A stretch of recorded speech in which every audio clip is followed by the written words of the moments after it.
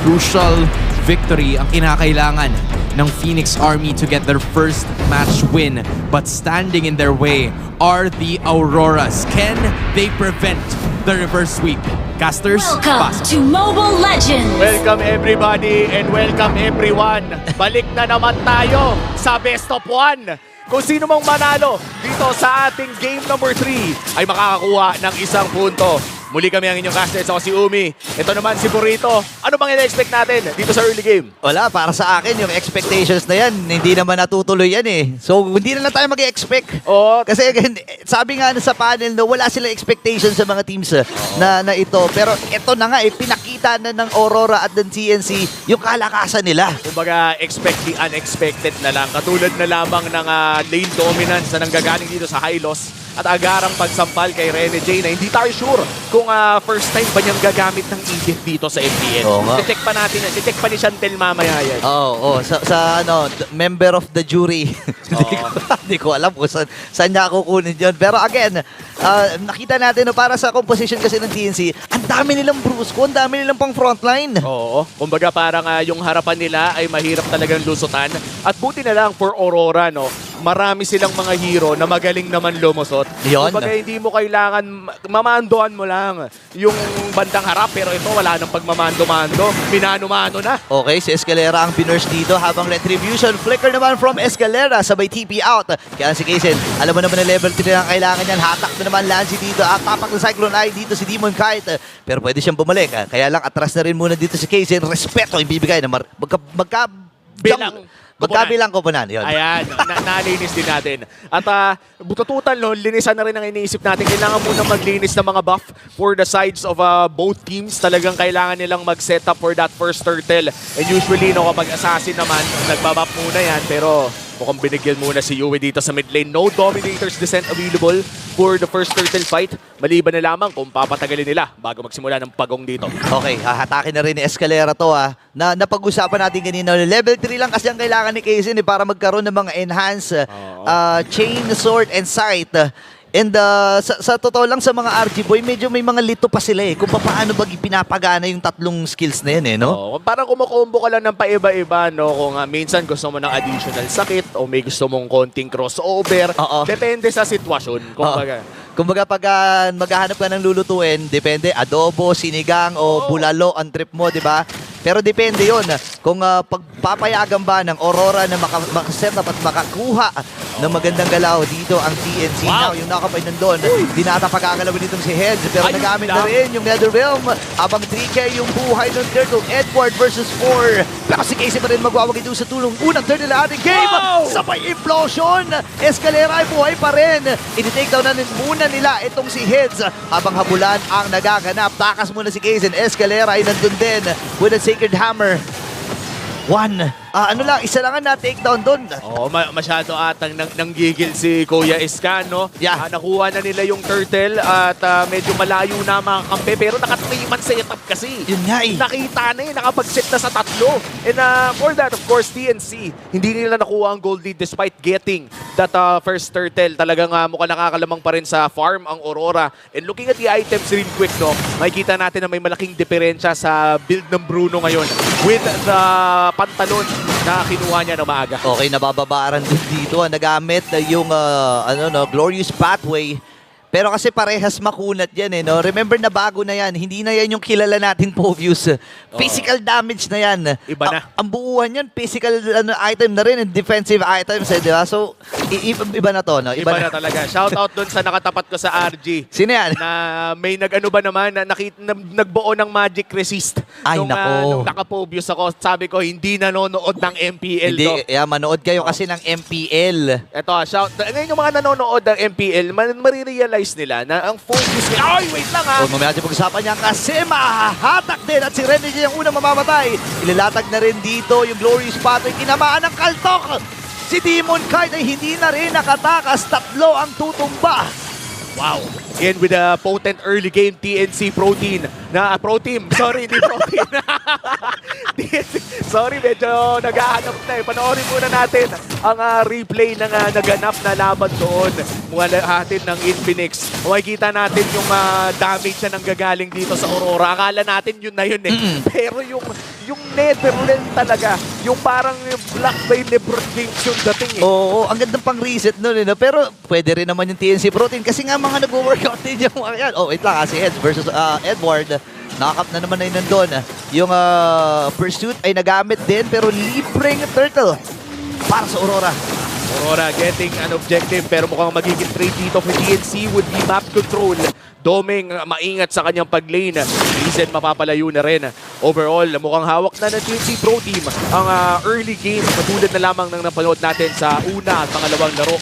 Kailangan na lamang nilang hindi mag-throw during during a Lord fight kasi mukhang doon sila nagdadali eh. Oo nga eh. Yung mga decision making lalo na sa mga late games, no. Again, dito papasok yung chemistry na binubuo ng mga kupuna, no. Ang Team Aurora, maalala natin, bagong buo din lang to. Pero kasi yung ilan sa kanila ay magkakasama na rin talaga ng matagal na panahon. At majority ng mga players nila ay may mga international na achievements na rin. As compared dito sa TNC na yung ilan sa kanila ay meron na rin international experience. Pero kasi kung in terms of chemistry, may mga something pa sila na hinahanap. Kaya nga ang ganda rin ng addition ni Coach Wolf. Kasi nakita ko may mga ano pa sila eh. May mga jamming pa sila ng mga gitara, di ba? May mga sessions pa sila ng mga gym, di ba? So, laking tulong nun. Alam mo, ibang-iba kasi ang buhay ng mga professional players natin. No? Salo na sa esports, sa larangan kasi ng traditional sports, pagkatapos ng training nyo, pwede na kayo magkanya-kanyang buhay. Eh. Pero dito kasi sa esports, parang parte na talaga. Hindi kanya-kanyang buhay, isang bahay na. Naku, iisahan din nata nila si Kose, pero mga taas pa hindi, naka-flicker. At na-takedown siya doon ni Demon Kaita. Ayun na, napakagandang fracture play mula sa Aurora. Getting the turret as well, pero mukhang maagarang makakadepensa with a conceal. Nice conceal mula sa TNC with a no na emote pa.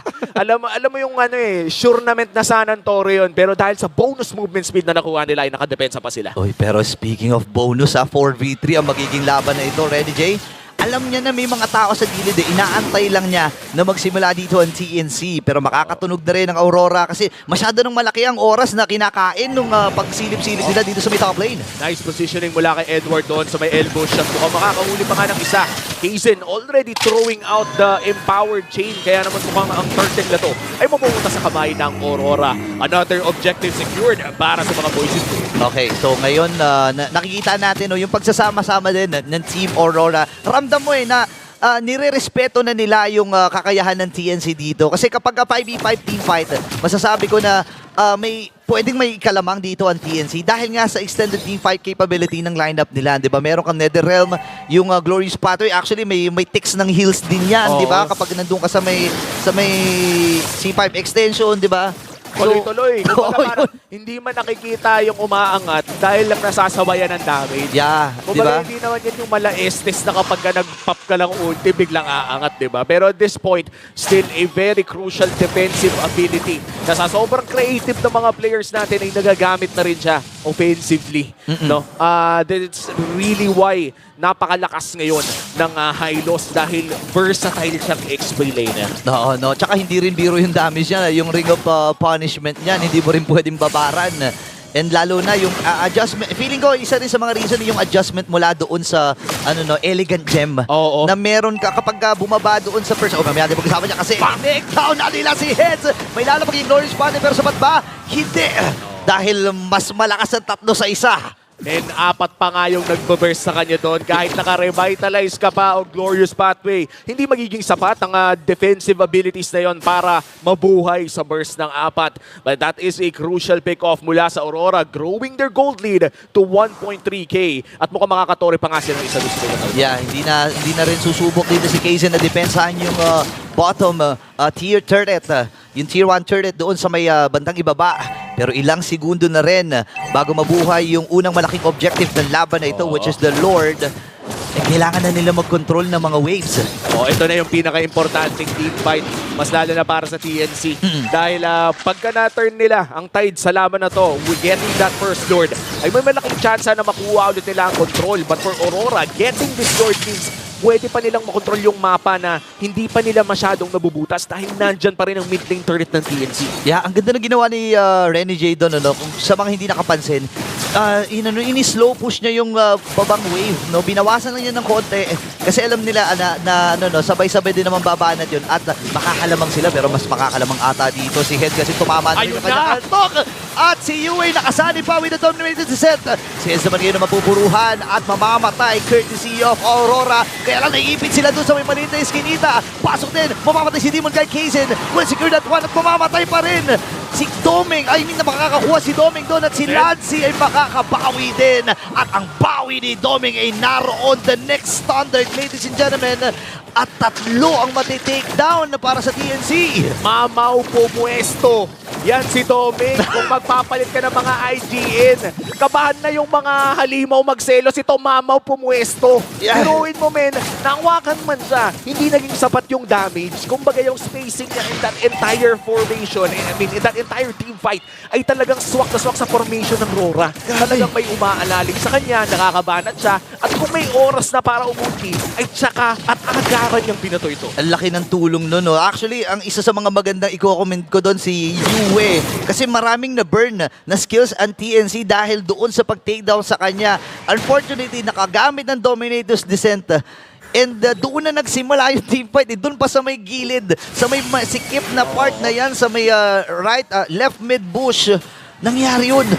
Renny J, umaldok ng isa pero grabe yung ginawa ni Edward. Ako napilitan kagad ng Netherrealm habang yung implosion ay nandun. Hindi mamamatay at si Edward ay talon lang nagtalon. Lancy mamamaalam din. Kasabay pa nga Netherrealm. Nakadalawa na si Cousin dito at si Edson ay talagang mauuluhan doon sa laban na yun. 3 mamamatay para sa Aurora. Masakit na yung bola. Masakit na. Masakit na yung bola, guys. Talaga nakita natin na kahit nakapasok doon si Doming, ay yung damage na nanggagaling kay Kaizen ay kailangan na hindi kay Cousin, ay kailangan ng respetuhin. Actually, mapapanood natin to. Napakaganda ng response na Netherrealm doon sa magandang play na binato ni Edward. At pansinin nyo, no, yung damage dyan ng Bruno, yung pag-reposition niya, tapos yung pagpalit ng target, naging crucial yun sa team fight ngayon. Okay, 10K yung buhay ng Lord. Sino makakakuha nito? Si Yue! Yue ang makakakuha habang nandun yung implosion! And yung reinforcement mula sa TNC, magiging matagumpay ang kanilang pagkuha dito kay Demon Kite. Pero hindi pa tatapos ang laban kasi hahabol din. Si Mystic consistent, ladies and gentlemen. Bang! Si Edward, pinabalibag sila isa-isa. Doon yung flicker din. And the Earth Shatter, 2 tutumba, make it 3. Makakakuha pa ba sila ng isa dito? At ang liwanag mula sa Aurora ay unti-unti na kumakatok. Kaizen at Cousin, ang K&K connection ng TNC ang dedepensa. At may Lord pa nga doon sa may bandang ibaba. 5 segundo para kay Lancy at 10 seconds naman para kay Heads at pati na rin kay Escalera. Aabot pa naman ata for a full-on 5v5. Pero delikado ito para sa TNC. Mahirap ito, kailangan nilang umiwas. Doming, any moment pwede siya pumasok. Andun din yung pokes. Pero mabilis na natutunawan yung Lord na ito at matutumba successfully yung inner turret. O yung inhibitor turret dito sa may bandang ibaba. Sulit na. Nakakuha ng isa, wala namang nawala.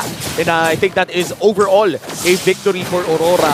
And siguro ayaw din lang nilang patulan na wala pang access sa flicker si Renny J. Alam nila kung gaano ka-importante ang flicker sa isang Edith.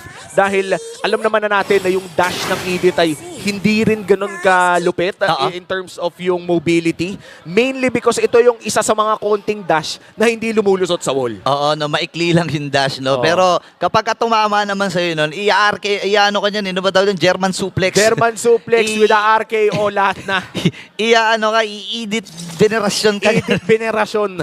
Nababalibagin ka na talaga. But for Renny J right now, maganda naman ang kanyang pwesto. Pero mukhang delikado pa rin kung sakaling makita siya ng mga miyembro ng TNC na mukhang safely namang nag-explore around the map. Talagang naglilimitahan lamang ng nakikita para sa isa't isa. Ayaw magpakita na magkabilang kupunan nito. Kasi nga naman, marurunong magbilang sa mapa yan, no? Yung sobrang importante niyan, lalo na sa mga, yung mga nanonood ngayon ng mga AFG boys, di ba? Kailangan yung matuto magbilang sa mapa, no? Pero again, mahaba pa naman, 40 seconds pa naman ito, mahabang window pa to para makapag-flow ng minions, makapag-check ng mga bushes, at si Yue lang ang nagpapakita kung sila gagamitin na dapat na rin Glorious Pathway habang ito ata yung pagbawi. at makakakuha ba? Netherrealm nagamit na. Naku po, marami na ubos sa ultimate mula dito sa TNC. At ito na ang bawi ng Aurora. Implosion na nagamit din. Mamagsak dito sa Escalera. At susunod na nila dito si Kay Zen. Ayun na nga. Isama na natin si Heads. Atras ang magiging call dito na TNC. Medyo mataas ang death timer. Pwede ata nilang tapusin to. Grabe, Edward sa harap. Ready J sa Sa likod. likod. Napakahirap pwesto pero Kozen, Okay. nakabili ng imo naman yung isa pero mukhang makakapag-push na sa gitna ang Aurora. Naku, pwede ata nilang tapusin ito. Pwede ata nilang tapusin si Domi ngayon nagbe-base lock na. Meron na mga minions at ang liwanag mula sa Aurora ay magniningning muli. 1 point secured para dito sa Aurora. And after a 3-game series ay nakakita tayo ng mga explosive na plays mula sa mga naka-blue. Boys in blue. Grabe!